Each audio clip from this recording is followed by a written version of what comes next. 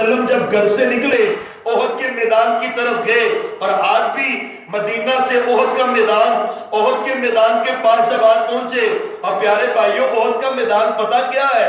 حدیث میں نے صحیح البخاری میں پڑھی ہے، پیغمبر فرماتے ہیں الاحد یحبنا ونحبہ، اور کائنات کے لوگوں احد پہاڑ مسلمانوں سے محبت کرتا ہے اور مسلمان احد پہاڑ سے محبت کرتے ہیں۔ سبحان اللہ، احد پہاڑ ہم سے محبت کرتا ہے، ہم احد پہاڑ سے محبت کرتے ہیں۔ اللہ توفیق دے، اللہ کی قسم ضرور جانا احد پہاڑ کے اوپر، اس کی آپ کہہ لیں کہ چٹان پہ چڑھ کے میں نے دیکھا ہے، قسم اللہ پاک کی، مدینہ طیبہ تو وہی مدینہ ہے لیکن فرش پڑا ہے، اوپر سنگ مرمر لگا ہے، اوپر قلین پڑے، اور لیکن احد کا پہاڑ وہ پہاڑ ہے کہ جس کی زمین آج بھی وہی ہے جہاں پہ پیغمبر کے قدم لگے تھے۔ اللہ کی قسم وہ نہیں بدلی، وہ قدم بنجا فرما۔ صحیح البخاری کی حدیث، آپ احد کے پہاڑ پہ کھڑے، ابو بکر آپ کے ساتھ ہیں، عمر آپ کے ساتھ ہیں، عثمان آپ کے ساتھ ہیں، رضوان اللہ علیہم اجمعین۔ احد کے پہاڑ نے حرکت کی، احد کا پہاڑ ہلا، آپ نے پاؤں لگایا احد کے پہاڑ پر، اور کچھ فَإِنَّمَا عَلَيْكَ نَبِيٌّ وَصِدِّيقٌ وَشَهِيدَانِ، احد کے پہاڑ ہلنا نہیں، اور بعد میں یہ بھی لکھا شارحین نے کہ احد کا پہاڑ خوشی سے جھوم اٹھا ہے۔ اللہ کی قسم، ایک نبی ہے، ایک ابو بکر صدیق ہے، ایک عمر ہے، عثمان ہے، احد کا پہاڑ بھی جھوم اٹھا۔ پیغمبر صلی اللہ علیہ وسلم کے صحابہ مجھ پر فرمایا ٹھہر جا، ایک نبی تیرے اوپر، دو شہید تیرے اوپر، ایک پیارے پیغمبر صلی اللہ علیہ وسلم نے فرمایا فَإِنَّمَا عَلَيْكَ نَبِيٌّ وَصِدِّيقٌ، ایک صدیق ہے، دو شہید ہیں۔ حضرات وہ احد کا پہاڑ وہی ہے جہاں پہ پیغمبر کے قدم لگے۔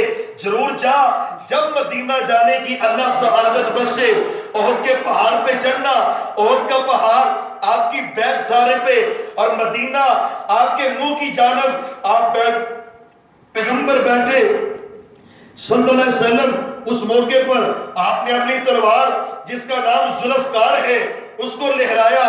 صحابہ کون ہے جو میری تلوار پکڑے اور میری تلوار کا حق ادا کرے؟ حضرت صحابی سمان ابو دجانہ صحابی کا نام ہے، یہ حدیث صحیح مسلم میں، ہمارا محبوب تلوار مجھے پکڑائیے، میں اس کا حق ادا کروں گا۔ صحابہ کہتے ہیں اس کا حق کیا ہے؟ فرمایا نجائز کسی کو قتل نہ کرنا، اور اگر کوئی کافر تلوار کے نیچے آئے وہ بچ کے جانا چاہیے۔ حضرت سماک کہتے ہیں میں نے تلوار کو پکڑا، صحابی پیچھے سے حضرت زبیر، وہ کہتے ہیں میں نے سوچا میں دیکھوں تو صحیح یہ کرتا کیا ہے، حضرت ابو دجانہ کرتے کیا ہے، آگے جا کے اس کا تذکرہ کرتے ہیں۔ پیغمبر صلی اللہ علیہ وسلم نے صحابہ کو سمجھایا ہے، صحابہ جب مقابلہ پڑ جائے تم نے تیروں کو ضائع نہیں کرنا، نشانہ خطا نہیں کرنا، جنگی آداب آپ نے صحابہ کو سکھلائے۔ جنگ بدر میں احد کا پہاڑ آپ کی اس کے پیچھے، مدینہ آپ کے منہ کے سامنے، درہ ہے، جب آپ جائیں نا درمیان میں میدان ہے، پیچھے پہاڑ ہے اور آگے درہ ہے، آپ نے اس درے پہ 50 صحابہ کھڑے کیے۔ عبداللہ بن جبیر رضی اللہ تعالیٰ عنہ کو کہا تم نے یہاں سے ہلنا نہیں ہے، پرندے ہمارا جسم نوچ لے، تم نے یہاں سے نہیں ہلنا، ہم فتح حاصل کر کے مال غنیمت جمع کریں، تم نے یہاں سے نہیں ہلنا، جب تک میرا پیغام نہ آئے تم نے یہاں سے یہ درہ خالی نہیں کرنا۔ 50 صحابہ بیٹھے، تیر ان کے پاس، کمانیں ان کے پاس، پیغمبر صلی اللہ علیہ وسلم 1000 کا لشکر لے کے نکلے، 300 واپس بھاگ آئے۔ حضرت عبداللہ بن ابی منافق کے ساتھ، عبداللہ کہتا ہے کہ میرا مشورہ تھا مدینے میں رہ کے لڑے، آپ نے میری بات نہیں مانی، میں آپ کے ساتھ نہیں رہ سکتا۔ 300 اپنے ساتھیوں کو لے کے ساتھ واپس مدینے پہنچا۔ حضرات 700 صحابہ مقابلے میں 3000 کافر، صحابہ کے پاس پوری تلواریں نہیں، پوری میانے نہیں، پورا سامان نہیں، کافر جنگ کے سامان سے لیس ہیں، بیبیاں ان کے پاس ہیں، دف ان کے پاس ہے، دف بجا بجا کر ہندا جو بیوی ہے ابو لہب کی بلند آواز سے ترانے پڑتی، شعر پڑتی، ان کے خونوں کو گرماتی۔ اور یاد رکھنا یہ جو ہمارے یہاں نا یہ 65 کی جنگ لڑی تو فتح ہوئی کانوں کے سبب سے، ایک پتر ہٹاتے نہیں وکدے۔ یاد رکھنا یہ کافروں کا سیوا ہے، مسلمانوں کا نہیں ہے۔ حدیث کے الفاظ میں ہندہ بیوی ہے ابو لہب کی، دب بجا بجا کر ابو سفیان کی بیوی دب بجا بجا کر لوگوں کا خون کرواتی ہے۔ لڑو مسلمانوں کے خلاف، ان کا نام و نشان مٹا کے رکھ دو۔ روایت کے اندر آتا ہے پیغمبر صلی اللہ علیہ وسلم احد کے میدان کے اندر 3000 کا لشکر آپ کے سامنے، آپ صلی اللہ علیہ وسلم نے صحابہ کو سارے آداب سکھلائے، لڑنے کے طریقے سکھلائے، لڑنے کا انداز سکھایا۔ کمانڈر ان چیف ان کمان پیغمبر صلی اللہ علیہ وسلم نے صحابہ کو بتایا، انداز اس طرح، لڑائی اس طرح۔ 3000 کا لشکر سامنے آ گیا ہے، ایک کافر آگے بڑھا، نام اس کا سبا ہے، حدیث یہ صحیح البخاری میں سبا اس کا نام ہے۔ آگے بڑھا، بڑا بہادر آدمی تھا، آگے آگے تلوار لہراتا ہے۔ حل من مبارزین، اور کوئی ہے جو میرے مقابلے میں آئے؟ حدیث میں آتا ہے آپ کے چچا حضرت حمزہ رضی اللہ تعالی عنہ میدان میں آئے، اور روایت کے اندر آتا ہے اشتد صوتن، بلند آواز سے بڑک لگائی۔ اور معلوم ہوتا ہے اور کافروں سے بات کرنی ہو تو نرم لہجے سے، اشداء علی الکفار، اور اتنے صحابی اٹھا ہوا پیا ہے، یہ صحابہ اٹھا ہے۔ پہلے کے پی کے میں حملہ، اب بلوچستان میں حملہ، چلتے چلتے پتہ نہیں کیا ہوگا، کب ان کی آنکھیں کھلیں گی ان حکمرانوں کی۔ حضرت حمزہ رضی اللہ عنہ للکارا اس کافر کو، کیا کہا؟ اے تو اس ماں کا بیٹا ہے جو بیویوں کے ختنے کرتی ہے، للکارتا ہے اللہ کو، اللہ کے رسول کو۔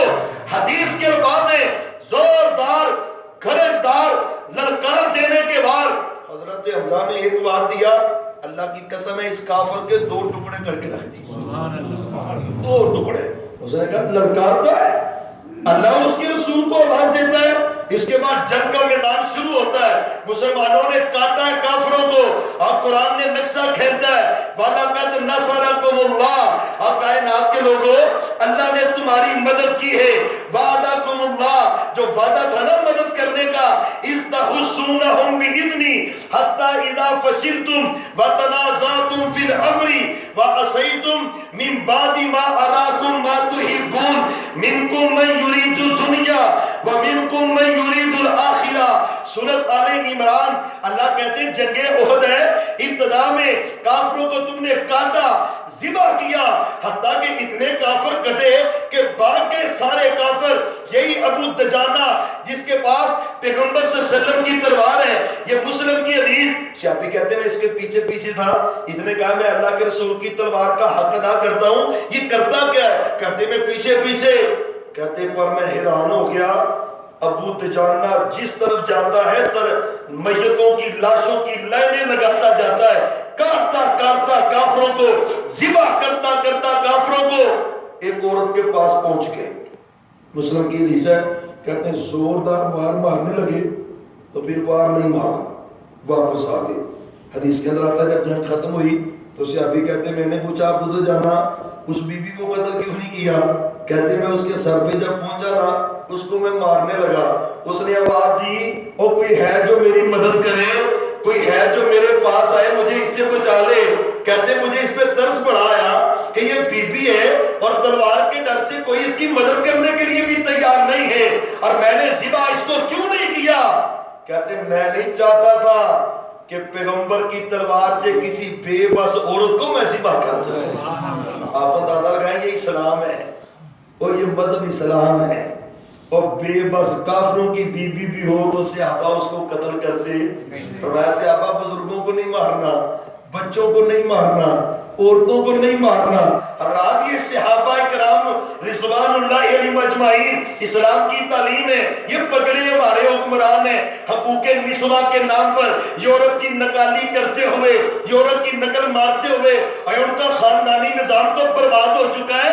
اب بدبختو تم اپنا خاندانی نظام تباہ کرنا چاہتے ہو، یہاں پہ تو قرآن کے مطابق الرجال قوامون علی النساء، اے اللہ نے مردوں کو عورتوں پہ فوقیت دی ہے، اسلام کا درس ہے، اور تم کیا کرنا چاہتے ہو؟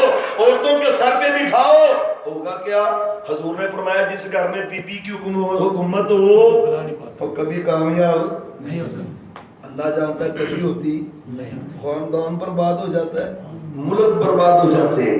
یہ پوری سازش ہے کافروں کی پاکستان میں، اور اللہ کے فضل سے اللہ جزائے خیر دے امت مسلمہ کے جو لیڈر ہیں، اللہ مزید ان کو توفیق دے، مضبوط کی آپ کہہ لیں کہ اتفاق و اتحاد سے جب اس کا رد کیا ہے، اور بالخصوص اس میں جو کردار وہ اللہ کے فضل سے اہل حدیثوں کا ہے۔ اور پیارے بھائیوں، دلائل اہل حدیث نے پیش کیے، باتیں اہل حدیث نے پیش کی ہیں کہ اس کی یہ شک بھی قرآن کے خلاف ہے، یہ شک بھی قرآن کے خلاف ہے، یہ شک بھی شریعت کے خلاف ہے، اور حکومت مجبور ہوئی ہے اس کو واپس لینے پر۔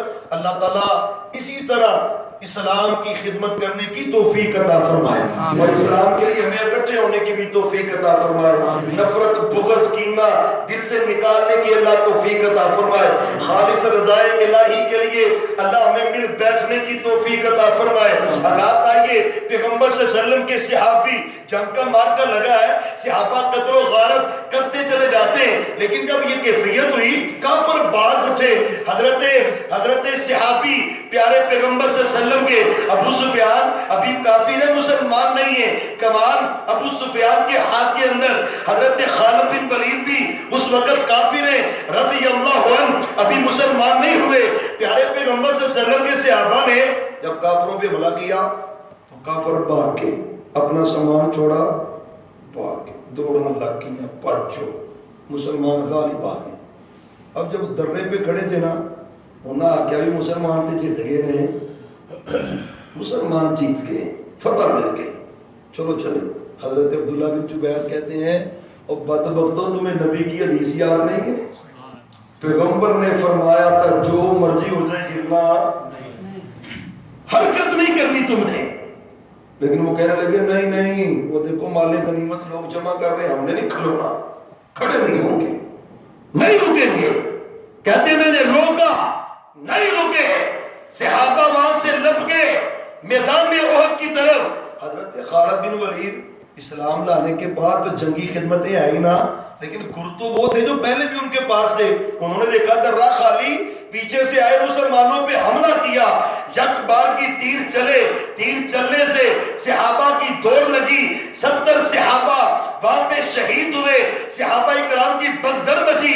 پیغمبر صلی اللہ علیہ وسلم فرماتے ہیں الیہ عباد اللہ، الیہ عباد اللہ، الیہ عباد اللہ، اور اللہ کے بندو آؤ میری طرف جمع ہو جاؤ، آؤ میری طرف جمع ہو جاؤ، آؤ میری طرف جمع ہو جاؤ۔ صحابہ کی دوڑیں لگی، بگدر مچی، قدم نہ جم سکے۔ یک بار کی حملہ ہونے کے بعد اور صحابہ اکرام کا جب یہ نقصان ہوا، بعض صحابہ کہنے لگے یہ تکلیف کہاں سے آئی ہے، اور قرآن نے بتایا تکلیف کیسے آئی ہے۔ اور بھائیو آؤ میں بھی اپنے گھر کا، اپنی زندگی کا جائزہ لوں، آپ بھی اپنی اپنی زندگیوں کا جائزہ لیں۔ گھروں میں بیماریاں، گھروں میں پریشانیاں، گھروں میں ٹینشنیں، گھروں میں مصیبتیں، اور سبب کیا ہے؟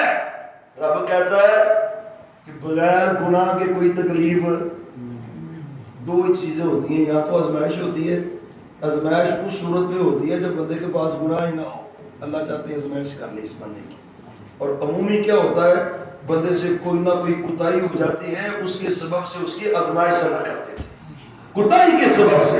یہ حضرت یوسف علیہ السلام کی جو جدائی ہے نا یعقوب علیہ السلام سے، اتنی لمبی جدائی ہے، مسند احمد کی صحیح سند سے حدیث ہے۔ حضرت یعقوب علیہ السلام سے فرشتہ کہنے لگا آپ کو پتا ہے یہ پریشانی ساری کیوں آئی ہے؟ فرمایا مجھے تو نہیں پتا۔ فرمایا اللہ کو آپ کا ایک عمل پسند نہیں آیا تھا، آپ کا ایک عمل، وہ عمل کیا ہے؟ ایک دن آپ کھانا کھا رہے تھے، ایک بندہ آپ کے پاس بھوکا بیٹھا ہوا تھا، وہ بار بار آپ کو دیکھ رہا تھا، آپ نے اس کو کھانا کھانے کی دعوت نہیں دی، عرش والے رب کو یہ بات پسند آئی، اس سبب سے اللہ نے اتنی بڑی آزمائش ڈال دی۔ اور پیارے بھائیوں میں بھی جائزہ آپ بھی جائزہ کہتے ہیں۔ اس کے بعد حضرت یعقوب علیہ السلام جب دسترخوان پہ بیٹھتے بلند آواز لگاتے اور کوئی ہے کھانا کھانے والا یعقوب کے دسترخوان پہ آئے علیہ السلام اور کھانا کھا لے۔ اب بھائیو جب مصیبت آئی نا 70 صحابہ شہید ہوئے، صحابہ کہتے ہیں انا کیسے آ گئی؟ اللہ کہتے ہیں کہ تم نے میرے رسول کی مخالفت کی ہے نا، ایک حدیث کی مخالفت کی وجہ سے 70 صحابہ شہید۔ کتنے صحابہ؟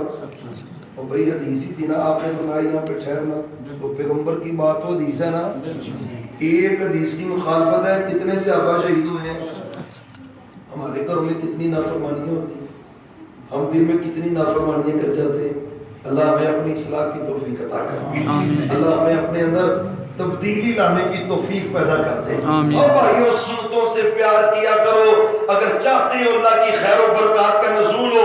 بھگدڑ مچنے کے بعد صحابہ کہتے ہیں 9 صحابہ صرف پیغمبر صلی اللہ علیہ وسلم کے ساتھ تھے، 7 انصاری صحابہ، 2 مہاجرین صحابہ، ایک حضرت سعد ہیں، ایک حضرت ابو طلحہ، یہ دونوں مہاجر صحابہ، 7 صحابہ وہ ہیں جو پیغمبر صلی اللہ علیہ وسلم کے پاس ہیں۔ حضرات یہ انصار صحابہ کافر بڑے آپ پہ حملہ کرنے کے لیے، حدیث بخاری شریف میں، مسلم میں، حدیث کی دیگر کتابوں میں آیا صحابہ من ینصرنی، کون ہے جو میری مدد کرے گا؟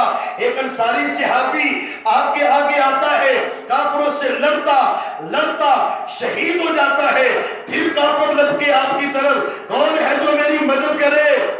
قیامت کا دن ہوگا، اللہ اس کو میرے ساتھ جنت کا داخلہ عطا کرے گا، کون مدد کرے گا؟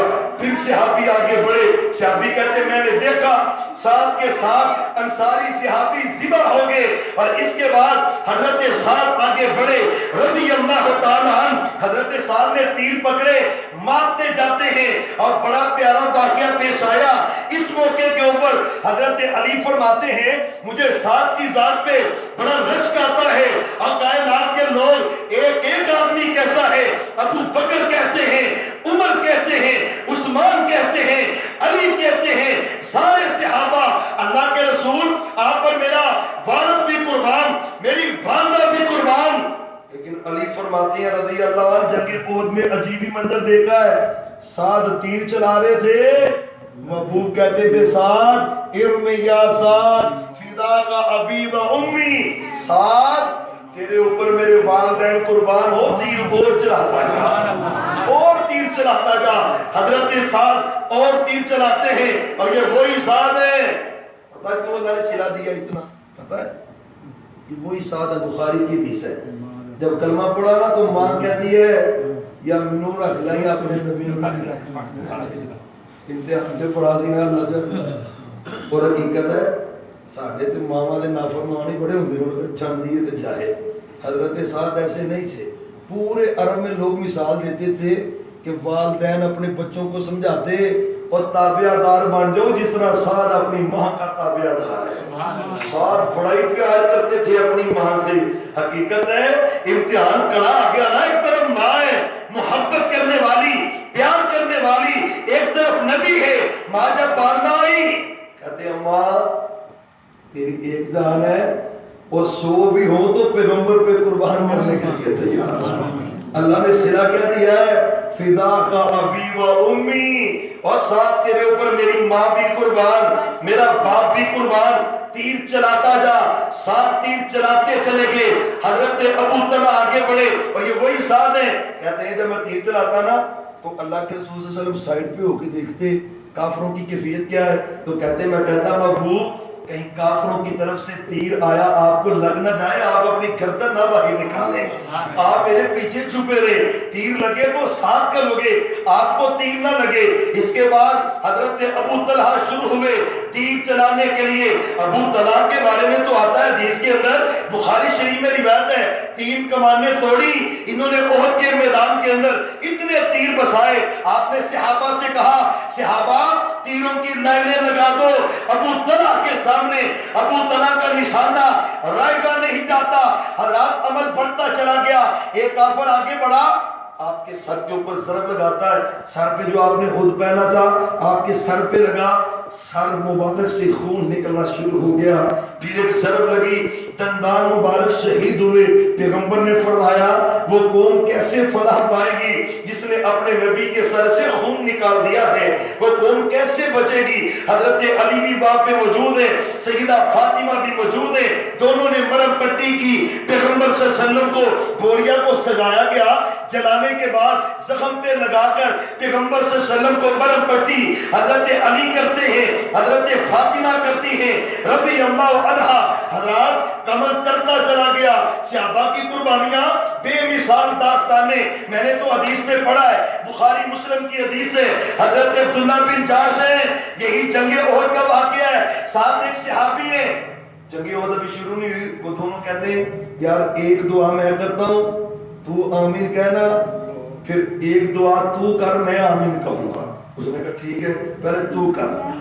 عبداللہ بن جاش کہتے ہیں میں نے اسے کہا پہلے تو کر۔ اس نے کہا میرا یا اللہ آج میرا مقابلہ کسی بہت بڑے کافر سے ہو، اس کی میں گردن اڑا دوں اور اس کے سارے مال پہ قبضہ کر لوں اور میں اس کو مال غنیمت بنا لوں۔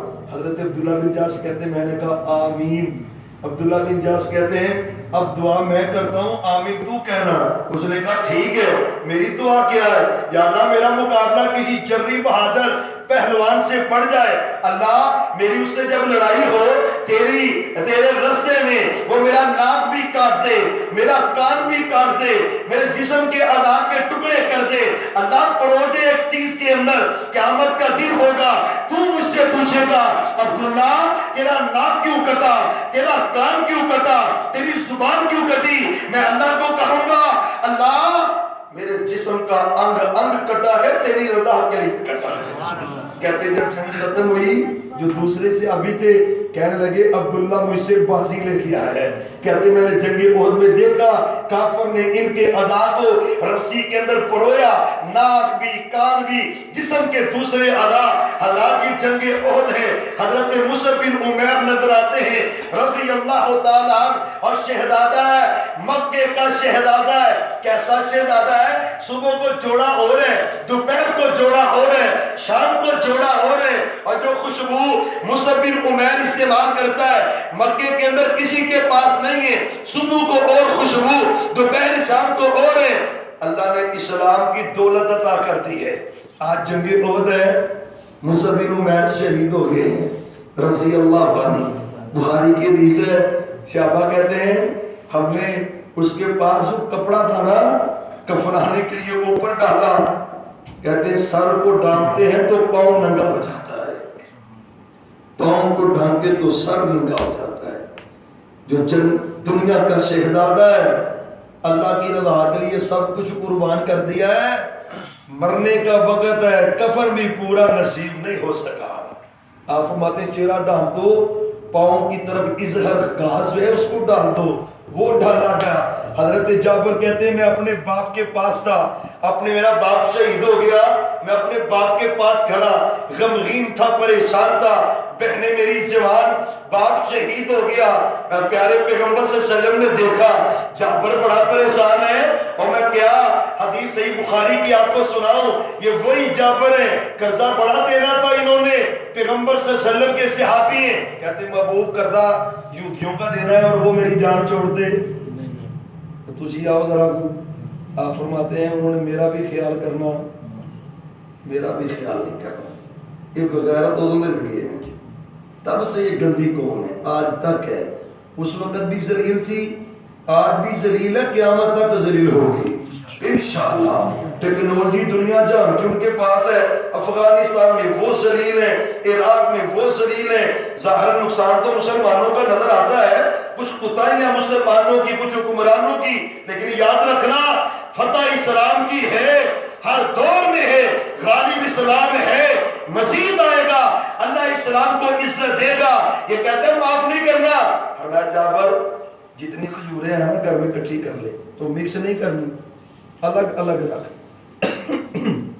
جس طرح ہوتا نا اجوا کھجور ہے، یہ امبر ہے، یہ سکری ہے، یہ تار ہے، یہ فلاں ہے، اور میں الگ الگ کرنا۔ آپ آئے، حضرت جابر کہتے ہیں جو قرضہ دینا تھا بڑا زیادہ تھا، کھجوریں تو بالکل تھوڑی تھی، کہتے ہیں پیغمبر آئے، آپ صلی اللہ علیہ وسلم نے آگے برکت کی دعا کر، برکت کی دعا کر۔ ماں جابر ان کو بلا. ایک یہودی آیا ساری کھجوریں دے دی, دوسرا آیا اس کو بھی دے دی, تیسرے کو بھی دے دی, چوتھے کو بھی دے دی. حضرت جابر کہتے ہیں سارے قرضہ لے کے چلے گئے, کھجوریں ویسی کی ویسی ہے. وہی جابر ہے. کہتے میں بڑا پریشان تھا, باپ دنیا سے رخصت ہو گیا.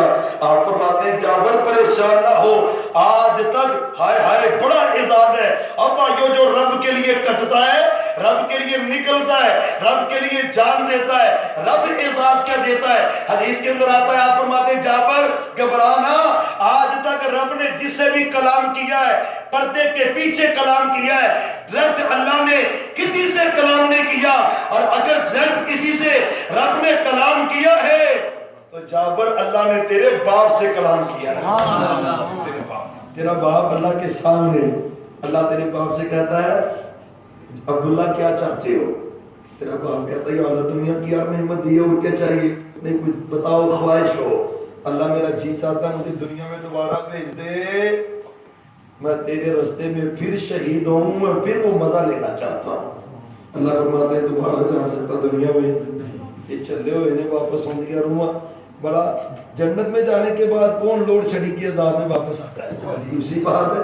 پریشانیوں کے گھر میں دوبارہ واپس آئے. جنت کی مگر قبر میں بھی ہو تو روزہ تم من ریاض الجنہ ہے, جنت کے ٹکڑوں میں سے ٹکڑا نیک بندے کی قبر بن جاتی ہے.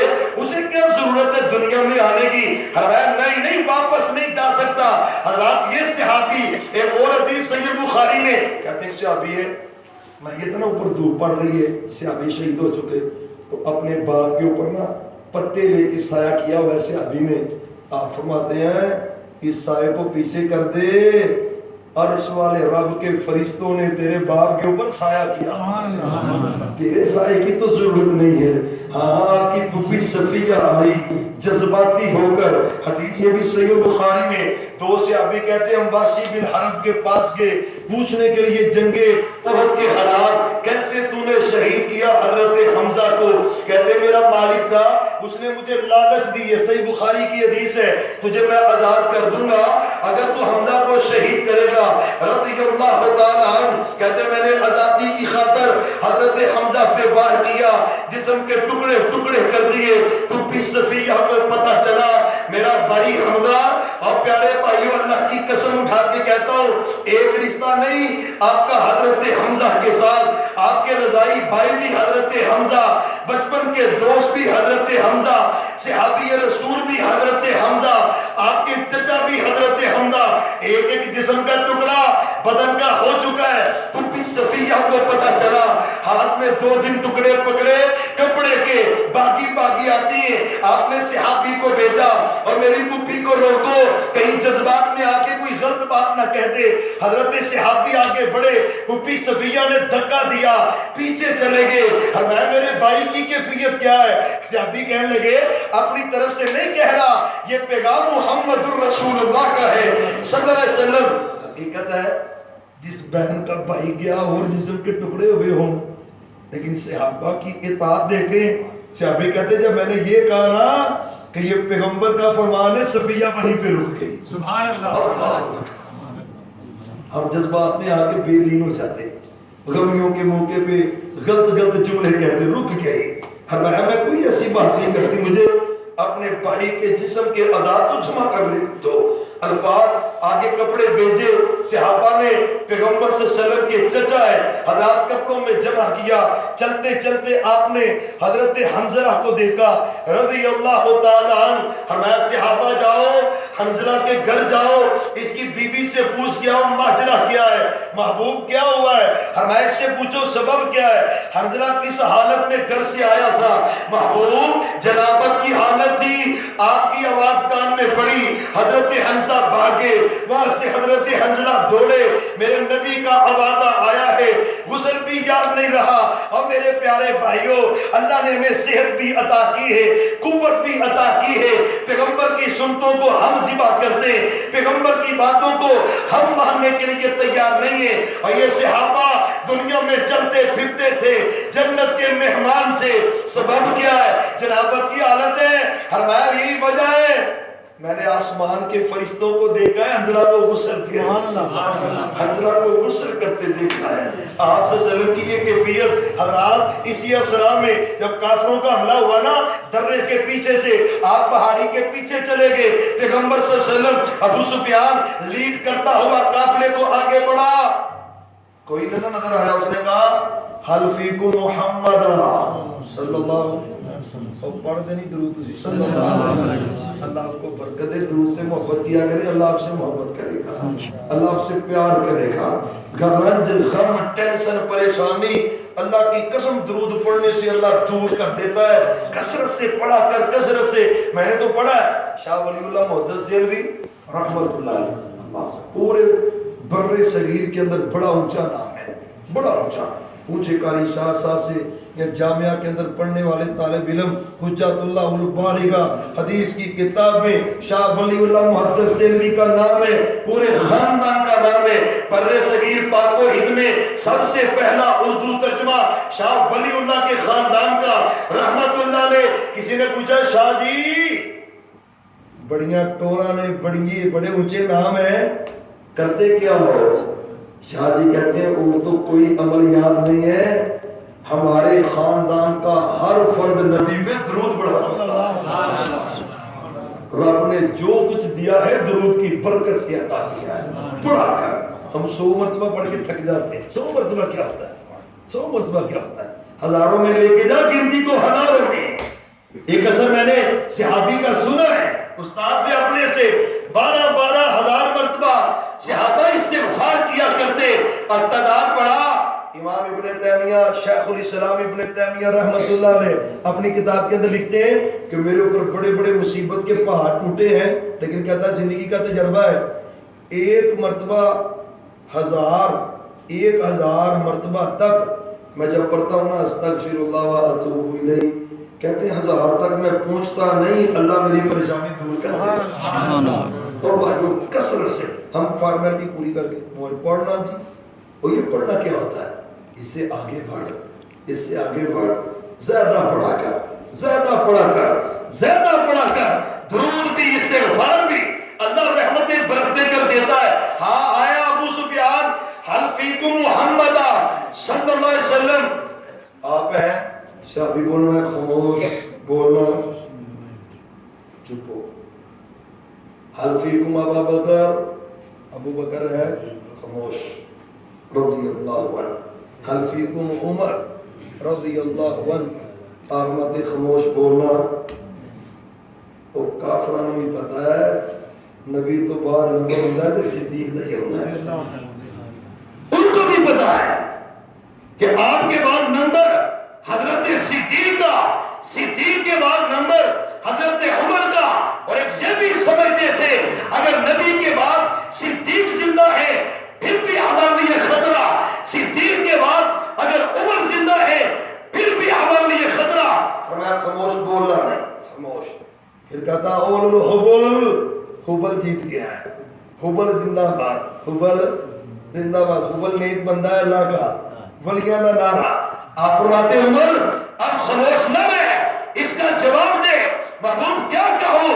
فرمایا کہہ اللہ مولانا، اور فرمایا اس کو جواب دے، فرمایا یہ کہتا ہے اول الحبل، حبل کی جے، فرمایا تو کہہ اللہ اعلی و اجل، اور حبل کی جے نہیں، حبل زندہ باد نہیں، میرا اللہ بلند ہے اور ہمیشہ کے لیے بلند ہے۔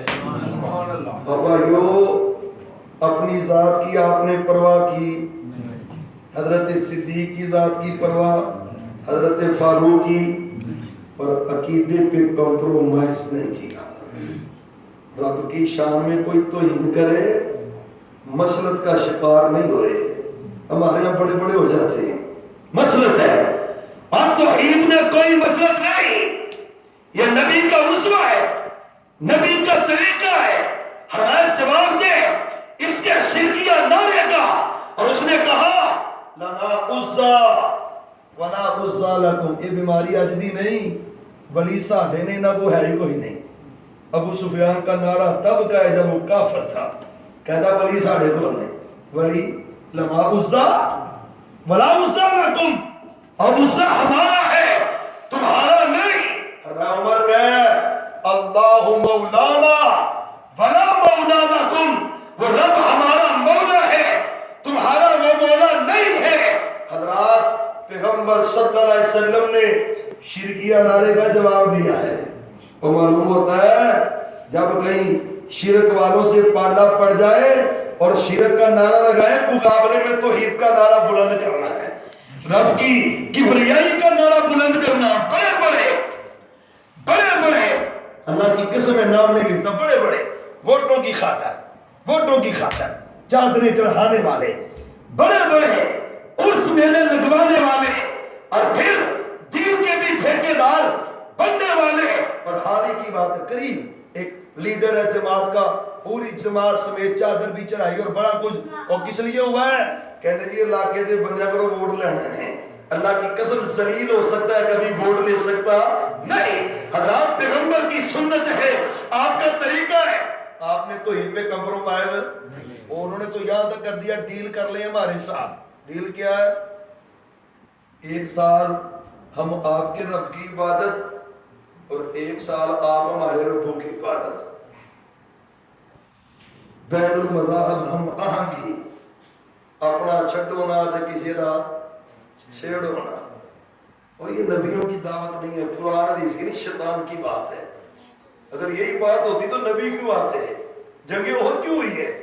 توحید کی خاطر ہے، توحید کی خاطر آپ نکلے گھر سے، صحابہ کو لے کے نکلے، اور حدیث پاک کے الفاظ ہیں، کائنات کے سردار محمد صلی اللہ علیہ وآلہ وسلم، حضرات عقیدہ توحید کے لیے آپ گھر سے نکلے، صحابہ کو لے کے نکلے، عقیدہ توحید پہ مر مٹنا یہ نبیوں کی شان ہے۔ اور انہوں نے کہا بھی 1 سال تو اڈے رب دی 1 سال تے کٹھیا ہوتا، فارمولا کیڑا بہترین ہے، ظاہری طور تے بڑا بہترین، جھگڑے ختم، قرآن آیا قل یا ایھا الکافرون لا اعبد ما تعبدون، اور آخر پہ رب نے کہا لکم دینکم ولی دین، اور تم توقع کرو کوئی توحید والا ہو، علی حجویری کو داتا کہے، عبد القادر جیلانی کو غوث اعظم کہے، حضرت علی کو مشکل کشا کہے، رب اکبر کی قسم ہے کٹ جائے گا، مر جائے گا، کبھی رب کا حق غیروں کو دے گا نہیں۔ یہ کیسے ہو سکتا؟ توحید والا کٹ جائے، کبھی یہ کام نہ کرے، لکم دینکم ولی دین، اور تواڈے واسطے تواڈا دین تے ساڈے واسطے، ہم توحید چھوڑنے کے لیے تیار نہیں ہیں۔ حضرات یہ جنگ احد کا واقعہ ایمانیات کو تازہ کرنے والا، آخری حدیث سن لیں، آپ صلی اللہ علیہ وسلم کی حدیث ہے، فرمایا اللہ نے میری روح کے ساتھ مدد کی ہے، اللہ نے میری مسلمانوں کی روح کے ساتھ مدد کی ہے۔ یہ تو جی چلے ہوئے پے نے، ایک کدی اتنے ٹائٹ ہو کے بہ جان، ایمانی قوت لے کے امریکہ تے اپنے گھر سے بہ کے کمبی جائے۔ حدیث ہے 1 مہینہ پیچھے میں بھی ہوتا ہوں، میرا دشمن کانپنا شروع کر دیتا ہے، 1 مہینہ پیچھے۔ حضرت عمر کے دور میں نہیں ہوا، وہ آیا ایران سے چلنے والا، اس نے کہا دیکھو تو صحیح عمر ہے کیا، اپنے گھر میں بیٹھا ہے، کیسر و کسرا اپنے گھر میں کانپتے جاتے ہیں۔ یہ ایمان کی دولت ہے، یہ ایمان کے سبب سے، ایمان کے ذریعے سے۔ حضرات حقیقت ہے، آپ فرماتے ہیں اللہ نے میری مدد کی ہے، اور یہ جو پوزیشن تھی نا، اگر کافر وہاں پہ جم کے حملہ کرتے مسلمانوں کا نام و نشان مٹ جانا تھا۔ حقیقت ہے، میں حد مسلمان کچھ نہیں پاس، صرف وہ روب تھا، اس نے کبھی بھاگو جان بچاؤ بھاگو، جتنا نقصان کر لیا اتنا ہی پڑا ہے۔ حدیث کے اندر آتا ہے، آپ فرماتے ہیں یہ روب ہی تھا جس روب کے سبب سے وہ واپس بھاگ گئے، وگرنہ اگر وہ مدینے پہ حملہ کرتے تو مدینہ تو نہتا تھا، کیا حال ہوتا۔ اللہ نے دین کی وجہ سے، اسلام کی وجہ سے روب ڈالا کافروں کے اوپر، وہ واپس بھاگے۔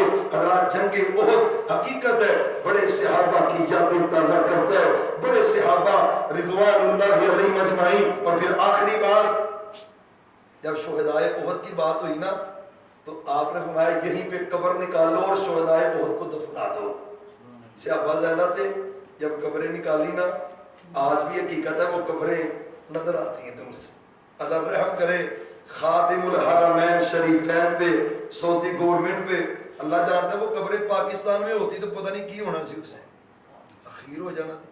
کیتے تے نشیاں دے مزار بنا کے تے برا حال کیتی بیٹھے نے، تے جب پتہ ہوئی واقعی سے اب ہے تو پھر کیا حال کرے؟ کچی قبریں سنت کے مطابق، سنت کے مطابق فرمایا سے آپ ایک قبر کے اندر دو صحابہ، آپ فرماتے ہیں صحابہ جس کو قرآن زیادہ یاد ہے اس کو پہلے قبر میں داخل کرنا، جس کو کم قرآن یاد ہے اس کو بعد میں داخل کرنا، اور مرنے کے بعد بھی اللہ نے حافظ قرآن کو عظمت عطا کی، ان کی آپ نے تدفین کی، پھر 8 سال بعد آپ پائے شہدائے احد پر مکمل نماز جنازہ آپ صلی اللہ علیہ وسلم نے اپنی وفات سے پہلے شہدائے احد کے اوپر پیغمبر صلی اللہ علیہ وسلم نے پڑھی ہے۔ یہ جنگ احد کا واقعہ جو انتہائی اختصار سے احادیث کی روشنی میں آپ کے سامنے پیش کیا ہے، اور یہ سارا واقعہ بیان کرنے کے بعد اللہ کہتے ہیں فَأَصَابَكُمْ غَمًّا بِغَمٍّ لِكَيْ لَا، 2 غم تمہیں پہنچے ہیں احد کے میدان کے اندر، 2 غم، ایک کا تذکرہ بس وہ رہ گیا، پیغمبر صلی اللہ علیہ وسلم کی شیطان نے نا ہوا چلا دی کہ آپ شہید ہو گئے، آپ دنیا سے رخصت ہو گئے، جنگ احد ہی تھی، صحابہ نے تلواریں پھینک دی، تیر پھینک دیے، لڑنے کی کیا ضرورت ہے جب نبی نہیں زندہ رہے تو ہم نے لڑ کے کیا کرنا ہے؟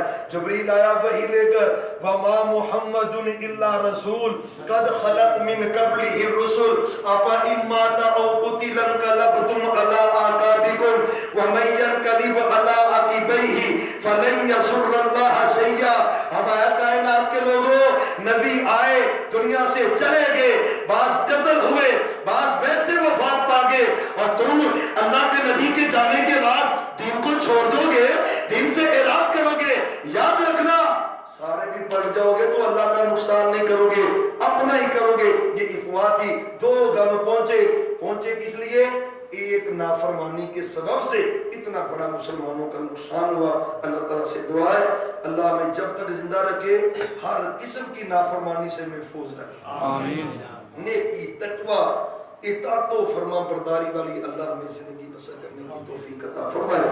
آخر دعوانا الحمدللہ رب العالمین۔